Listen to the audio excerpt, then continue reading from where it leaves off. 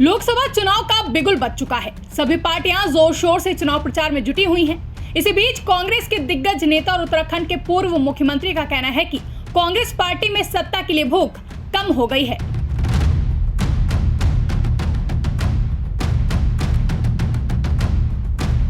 कांग्रेस के दिग्गज नेता और उत्तराखंड के पूर्व मुख्यमंत्री हरीश रावत ने अपनी ही पार्टी को सवालों के घेरे में खड़ा कर दिया है। उन्होंने कहा है कि हर स्तर पर हमारा स्थान भाजपा ने ले लिया है। यह राष्ट्रीय स्तर या फिर प्रांतीय स्तर की बात नहीं है, यहाँ तक कि गांव स्तर पर, स्थानीय स्तर पर भी उनकी पार्टी के कार्यकर्ताओं ने हमारी जगह ले ली है। जो सत्यता है उस सत्यता को हमको स्वीकार करना पड़ेगा। हमको जब तक सत्ता के लिए भूख पैदा नहीं करेंगे अपने अंदर, हमारा स्थान बीजेपी ने ले लिया है। हर स्तर पर, कोई राष्ट्रीय स्तर की बात या प्रांतीय स्तर की बात नहीं है, गांव के स्तर पर भी, मोहल्ले के स्तर पर भी उनके कार्यकर्ताओं ने हमारा स्थान ले लिया है।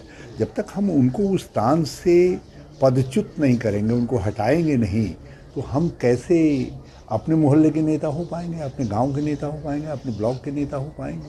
तो मैंने इसलिए कहा कि इस भूख को पैदा करने के लिए जो हमारे गठबंधन के साथी हैं वो हमारे साथ सहयोग कर रहे हैं।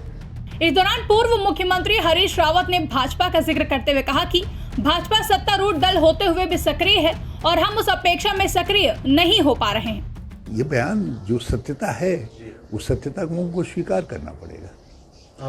भाजपा सत्तारूढ़ दल होते हुए भी सक्रिय है और हम उस अपेक्षा में सक्रिय नहीं हो पा रहे। हमको उनसे ज़्यादा सक्रिय होना चाहिए क्योंकि हमको उनको अपने स्थान से हटाना है। तो कांग्रेस किस तरह सक्रिय होगी, क्या जरूरत है सक्रिय होने के लिए? हम ये हर किसी को अपने मन में सोचना है और उसके लिए कोई ऐसा थोड़ी है कि कोई एक बूटी हो और बूटी हम वो कर ले। उसकी एक ही बूटी है कि हमको अपना स्थान, जो हमारा स्थान था जिसे भाजपा ने ले लिया, उस स्थान को ग्रहण करना है, उसको प्राप्त करना है। वहीं कांग्रेस छोड़कर भाजपा का दामन थामने वाले पुराने साथियों पर पूर्व मुख्यमंत्री हरीश रावत ने फिर से भड़ास निकाली। उन्होंने सोशल मीडिया पर बिना नाम लिए अपने पुराने सहयोगियों को खरी खोटी सुनाई।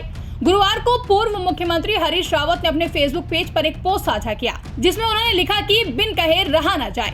मीडिया कुरेद कर पूछ रही है कि आपके कई करीबी हैं जिन्होंने सारी नियामतें उनके गले में हार बनाकर डाल दी, वह भी क्यों साथ छोड़ रहे हैं?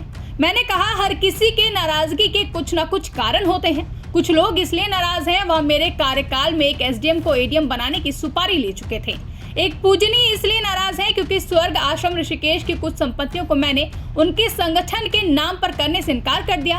एक आध दो सज्जन ऐसे भी हैं कि उनको देते देते अंत में जब मेरे पास भी देने के लिए कुछ नहीं रह गया तो वो बड़े दाताओं के पास पहुंच गए हैं। देखते हैं वहां क्या मिलता है। हमारी शुभकामनाएं हैं यहाँ से कुछ ज्यादा उनको मिले और जहाँ गए हैं वहाँ वफादार रहें।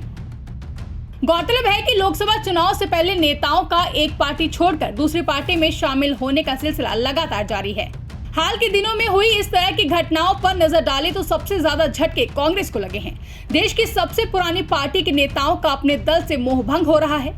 गौरव वल्लभ, विजेंद्र सिंह, नवीन जिंदल और परनीत कौर ऐसे कई नाम हैं जिन्होंने हाल ही में कांग्रेस का हाथ छोड़ दिया है, जिन पर कांग्रेस के दिग्गज नेता और उत्तराखंड के पूर्व मुख्यमंत्री हरीश रावत ने हमला बोला है। ब्यूरो रिपोर्ट, इंडिया पब्लिक खबर। फिलहाल के लिए इस खबरों में बस इतना ही। देश और दुनिया की ऐसी ही तमाम बड़ी खबरों के लिए हमारे YouTube चैनल को सब्सक्राइब करें और बने रहें इंडिया पब्लिक खबर के साथ।